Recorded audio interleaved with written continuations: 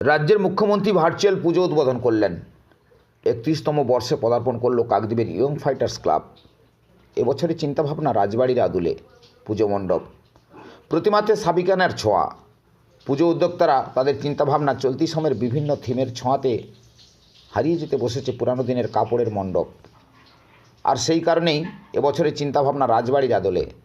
এই চিন্তাভাবনা দর্শকদের মনে ভালো জায়গা করে নেবে বলে এমনটাই অভিমত পুজো উদ্যোক্তারা।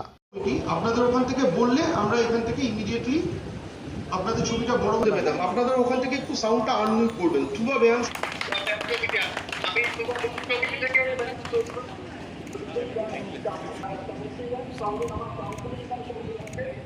সবাই যায়। আপনাদের সবাইকে অনেক অনেক অভিনন্দন, পুজোর শুভকামনা। আমরা যে চিন্তাভাবনাটা